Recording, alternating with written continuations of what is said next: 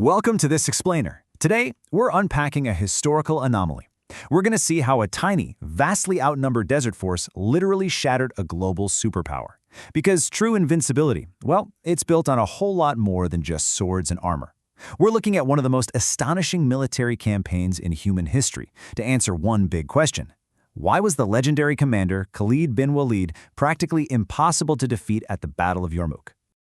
All right, picture this massive historical mystery in your head. Set the stage at Yarmouk. We are talking about an impossible David versus Goliath scenario.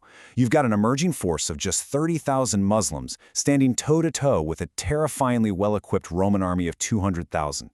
Think about that math for a second. How on earth does a force that small completely dismantle an empire that had ruled for centuries?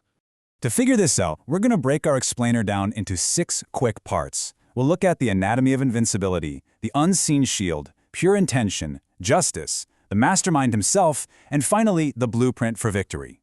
We're going to map out how hidden internal battles laid the essential groundwork for history's greatest military triumph. Let's jump right in. Part 1. The anatomy of invincibility.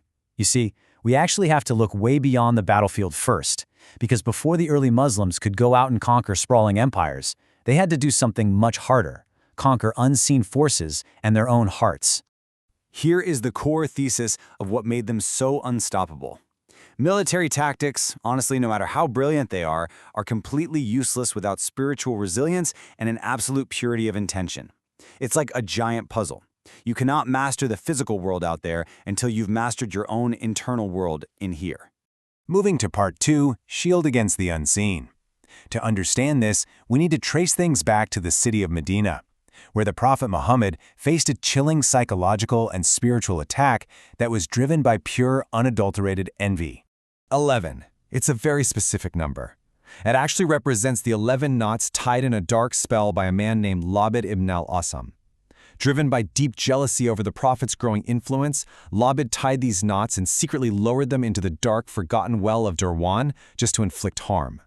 And what's really wild is how incredibly mundane these items were.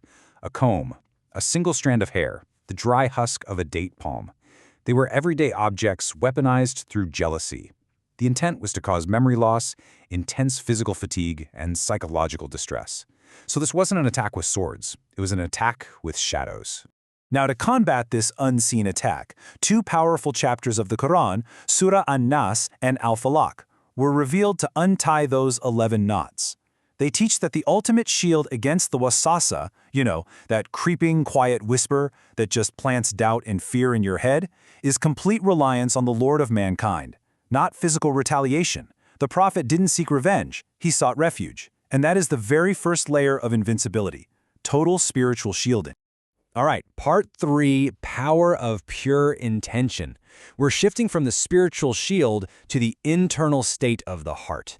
To really grasp this second pillar, we have to look at the Battle of Uhud and a fascinating guy known as al-Usayrim.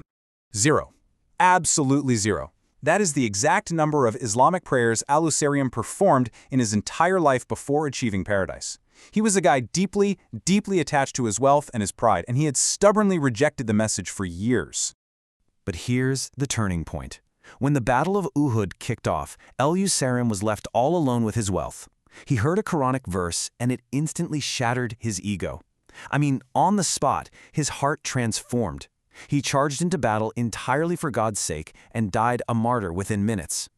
As the Prophet Muhammad said, he did little but was rewarded much. He didn't even have time to pray a single prayer, but his intention was so flawlessly pure that he achieved ultimate victory. True power comes from absolute clarity of purpose. Which brings us to part 4, justice before the sword. Armed with those spiritual shields and incredibly pure intentions, the Muslims faced the physical world. The Caliph Umar realized a fundamental truth: territorial expansion meant absolutely nothing without strict morality. He actually halted his army's advances just to ensure they were building truly just societies, rather than just grabbing land. Take a look at this stark contrast. It's amazing. When the Muslims under Abu Ubaidah were forced to temporarily pull back from the city of Emesa in Syria, they did something totally unheard of. They ordered the protection tax, the jizya, to be completely refunded to the citizens. Why? Because the tax was strictly for protection, and since they were retreating, they couldn't provide it anymore. This act of radical justice literally left the non-Muslim locals praying for the Muslim army to come back. Part 5. The Mastermind of Yarmouk. Now, holding that moral high ground, it infuriated the Romans. It led to a massive retaliation, bringing us to the ultimate test of all three of our pillars, the spectacular Battle of Yarmouk. 200,000 soldiers. To counter the Muslim advance, the Roman Emperor Heraclius pulls off the impossible. He actually allies with his 800-year enemy, the Persians. Together, they throw everything they have into a terrifying combined force of 200,000 troops determined to wipe the Muslims out once and for all. So, right before the clash, the Roman general Vahan tries to flex. He tries to intimidate the Muslims with this dazzling display of wealth, gleaming armor, and endless ranks of men, even offering a truce built on pure bribery. But Khalid bin Walid delivers this incredibly sharp comeback. He reminds the Romans that Muslims fight for a higher, purer cause. They aren't there for earthly kingship or money. They are there for justice. Let's track how this brutal 6-day timeline unfolds, because it is intense. Over the first couple of days, the massive Roman army just pounds the Muslim lines. It actually gets so desperate that retreating Muslim soldiers were met in the camp by their own women throwing stones at them, literally shaming them back to the front lines. By day 4, it's a nightmare. Roman archers rain arrows down and blind 700 Muslim men in a single afternoon. And yet, Khalid manages to exhaust the Romans so thoroughly that by day 5, the Romans are the ones begging for a truce. Khalid immediately refuses, knowing they're on the verge of total collapse. And that sets the stage for Part 6, the blueprint for victory. We are now on the 6th day. Khalid bin Walid, who had been fully restored to supreme command by Abu Ubaidah specifically for this make-or-break moment, is about to unleash his absolute strategic genius. This is a literal masterstroke. He hits them with a massive frontal assault just to bait the center. Then, he signals 8,000 cavalry that he'd completely hidden out of sight the night before. They sweep in and smash the Roman flank. But here is the true genius of Khalid. He didn't just plan how to win the skirmish. The night before, he quietly secured the only escape bridge out of the valley. He ensured the total, inescapable destruction of the Roman army. Think about this staggering disparity one more time. 30,000 completely dismantling 200,000. It remains one of the most absolute, complete military victories in world history. This wasn't just a win on a battlefield, it permanently changed the language, the culture, and the religion of the entire Syrian region forever.